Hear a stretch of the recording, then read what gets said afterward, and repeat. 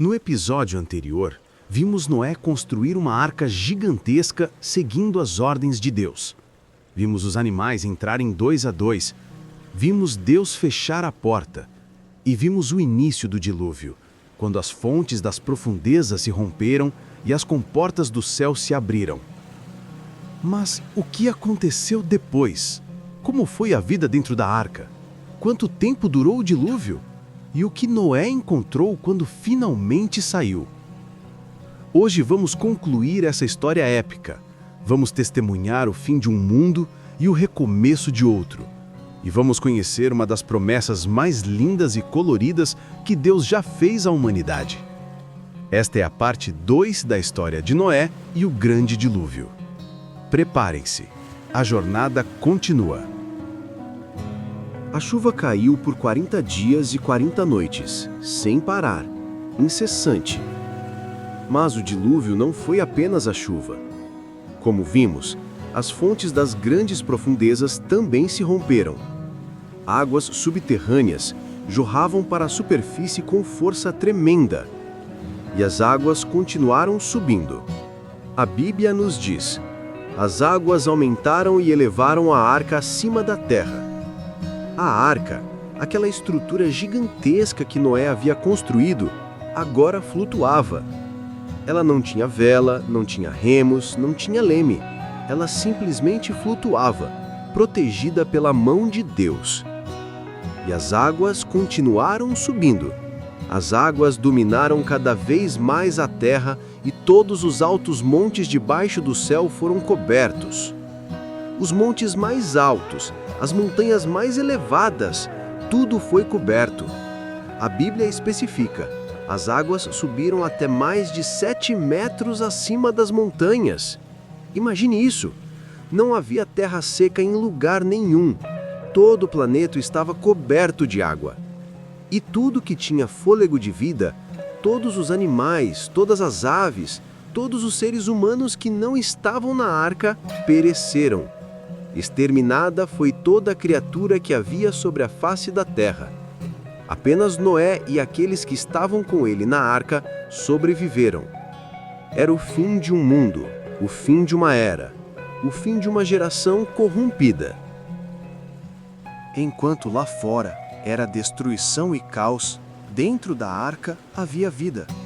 8 pessoas, milhares de animais. Todos confinados naquela estrutura gigante, flutuando sobre águas que cobriam o mundo inteiro. Como era a vida dentro da arca? A Bíblia não nos dá muitos detalhes, mas podemos imaginar. Noé, sua esposa, seus 3 filhos e suas 3 noras tinham um trabalho constante: alimentar todos aqueles animais, limpar os compartimentos, cuidar dos que estivessem doentes, manter tudo organizado. Os dias se transformavam em semanas, as semanas em meses. Não havia janelas grandes para ver o exterior, apenas uma pequena abertura no topo. Tudo que eles viam era água, água por todos os lados. Não havia terra seca, não havia horizonte, não havia outros seres humanos. Eles eram os únicos. Como será que se sentiam? Havia esperança? Havia momentos de dúvida? Havia saudade do mundo que ficou para trás? Mas Noé confiava em Deus, e Deus não havia se esquecido deles. Mas Deus lembrou-se de Noé. Que palavras lindas! Deus lembrou-se. Ele não os havia abandonado. Ele tinha um plano. Depois de 150 dias, 5 meses inteiros, algo começou a mudar. Então Deus enviou um vento sobre a terra, e as águas começaram a baixar. As fontes das profundezas e as comportas do céu foram fechadas. A chuva parou. E gradualmente, muito gradualmente, o nível da água começou a diminuir. No 7º mês, no dia 17 do mês, a arca repousou sobre os montes de Ararat. A arca havia encontrado terra. Não terra seca ainda, mas pelo menos não estava mais flutuando livremente. Mas ainda não podiam sair. As águas ainda cobriam tudo. Mas 2 meses e meio se passaram. E então, no 10º mês, no primeiro dia do mês, os topos das montanhas se tornaram visíveis. Imagine a alegria de Noé e sua família ao verem terra pela primeira vez em tantos meses. Os picos das montanhas emergindo das águas como ilhas no meio de um oceano infinito. Mas Noé esperou. Ele não abriu a arca por conta própria. Ele esperava pela orientação de Deus. 40 dias depois, Noé decidiu fazer um teste. Noé abriu a janela que havia feito na arca e soltou um corvo. O corvo voou para frente e para trás, indo e voltando, até que as águas secassem da terra. Os corvos se alimentam de carcaças. Então, ele conseguia encontrar comida nas coisas que flutuavam. Mas Noé queria saber mais. Queria saber se já havia terra seca onde plantas pudessem crescer. Então, ele soltou uma pomba. A pomba voou, mas não encontrou um lugar onde pousar. Não havia árvores, não havia solo seco. Então ela voltou para a arca, e Noé estendeu a mão e a trouxe de volta. Noé esperou mais 7 dias, e então soltou a pomba novamente. Desta vez, quando a pomba voltou ao anoitecer, trazia no bico uma folha nova de oliveira. Noé soube então que as águas tinham diminuído bastante. Já havia vegetação crescendo. A esperança deve ter enchido os corações de todos na arca. Logo, muito logo, poderiam sair. Noé esperou mais 7 dias e soltou a pomba pela 3ª vez. E desta vez, a pomba não voltou. Ela havia encontrado um lugar para fazer seu ninho. Havia terra seca suficiente. Era hora. No primeiro dia do primeiro mês do ano 601 de Noé, mais de um ano depois de entrarem na arca, Noé removeu a cobertura da arca. Ele olhou para fora e viu que a superfície da terra estava seca. Mas ainda assim, Noé esperou. Ele não saiu até que Deus desse a ordem. E no 27º dia do 2º mês, Deus finalmente falou: "Saia da arca, você e sua mulher, seus filhos e as mulheres deles. Faça que saiam também todos os animais que estão com você, as aves, os animais grandes e os animais pequenos que se movem rente ao chão. Faça-os sair para que se espalhem pela terra, sejam férteis e se multipliquem." E Noé obedeceu. Imagine a cena. A porta da arca se abrindo pela primeira vez em mais de um ano. A luz do sol entrando, o ar fresco, o cheiro da terra molhada. Noé e sua família saíram. Pisaram em terra firme pela primeira vez em tanto tempo. E então saíram os animais, todos eles, espécie por espécie: os leões, as ovelhas, as aves, os répteis, cada um encontrando o seu caminho, espalhando-se pela terra renovada. Era um novo começo, um mundo limpo, uma segunda chance para a humanidade.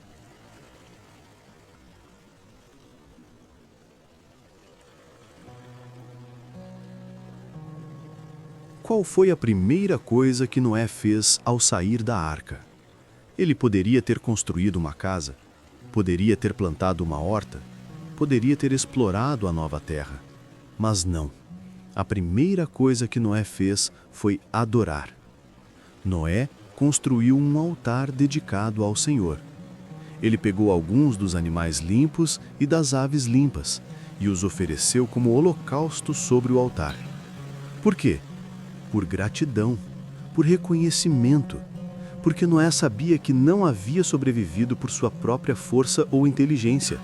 Ele havia sobrevivido porque Deus o havia protegido. E a Bíblia nos diz algo lindo. O Senhor sentiu o aroma agradável. Deus aceitou a adoração de Noé. E então, Deus fez uma promessa em seu coração: "Nunca mais amaldiçoarei a terra por causa do homem, pois o coração do homem está inclinado para o mal desde a infância. E nunca mais destruirei todos os seres vivos como fiz desta vez. Era uma promessa de misericórdia. Deus sabia que o coração humano ainda tinha tendência para o mal. O dilúvio não havia mudado a natureza humana. Mas Deus prometeu que nunca mais destruiria a terra com um dilúvio. Então Deus abençoou Noé e seus filhos, dizendo: sejam férteis, multipliquem-se e encham a terra. Era a mesma bênção que ele havia dado a Adão e Eva, um recomeço, uma nova oportunidade. Deus também estabeleceu novas regras. Agora os animais teriam medo dos humanos. E pela primeira vez, Deus permitiu que os humanos comessem carne. Antes do dilúvio, a dieta era vegetariana. Mas Deus também proibiu o derramamento de sangue humano. A vida humana era sagrada, criada à imagem de Deus. E então Deus fez uma aliança. Estabeleço a minha aliança com vocês. Nunca mais será ceifada nenhuma forma de vida pelas águas de um dilúvio. Nunca mais haverá dilúvio para destruir a terra. E Deus deu um sinal dessa aliança. Um sinal que todos poderiam ver. Um sinal colorido e belo. Este é o sinal da aliança que estou fazendo entre mim e vocês, e com todos os seres vivos. O meu arco que coloquei nas nuvens será o sinal da minha aliança com a terra. O arco-íris, aquele fenômeno lindo que aparece quando a luz do sol atravessa as gotas de chuva. Aquele espectro de cores, vermelho, laranja, amarelo, verde, azul, anil, violeta. Sempre que o arco-íris estiver nas nuvens, olharei para ele e me lembrarei da aliança eterna entre Deus e todos os seres vivos de todas as espécies que vivem na terra.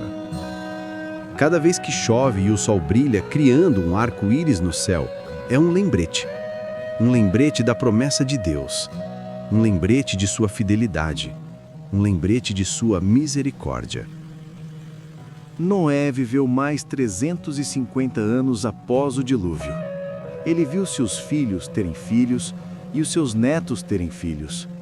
Ele viu a humanidade se multiplicar novamente e se espalhar pela terra. A Bíblia nos conta que Noé se tornou agricultor e plantou uma vinha. A vida continuou. A história da humanidade continuou. Dos 3 filhos de Noé, Sem, Cã e Jafé, descenderam todas as nações da terra. Toda a humanidade que existe hoje veio dessas 3 famílias.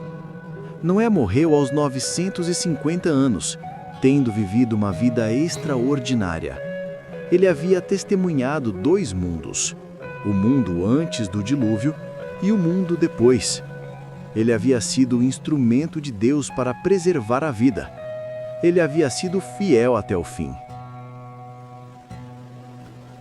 A história de Noé nos ensina lições poderosas.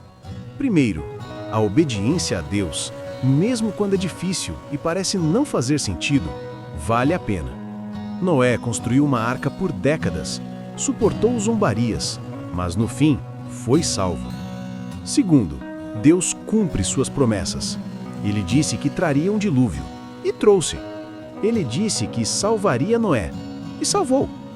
Ele disse que nunca mais destruiria a terra com água, e até hoje, milhares de anos depois, essa promessa permanece. Terceiro, Deus dá segundas chances. O dilúvio poderia ter sido o fim de tudo, mas Deus preservou Noé e recomeçou. Deus é um Deus de novos começos. Quarto, o arco-íris é mais que um fenômeno bonito. É um sinal da aliança de Deus. Cada vez que vemos um, podemos lembrar que Deus é fiel, que Ele mantém suas promessas. Quinto, a adoração deve ser nossa primeira resposta. Quando Noé saiu da arca, antes de fazer qualquer outra coisa, ele adorou, reconheceu que tudo vinha de Deus. A história de Noé é uma das mais conhecidas e amadas da Bíblia. E agora você conhece todos os detalhes, desde a construção da arca até o arco-íris da promessa. Mas a história da humanidade continua. Os descendentes de Noé se multiplicaram, e logo veremos como eles decidiram construir algo grandioso, algo que desafiaria o próprio céu, algo que os levaria a espalhar-se por toda a terra de uma forma que não esperavam. No próximo episódio, a Torre de Babel, a história de como a humanidade quis alcançar os céus por suas próprias forças e como Deus confundiu as línguas. Se você está gostando desta jornada pela Bíblia, deixe seu like, compartilhe e inscreva-se no canal. Nos vemos no próximo episódio. Que Deus abençoe você.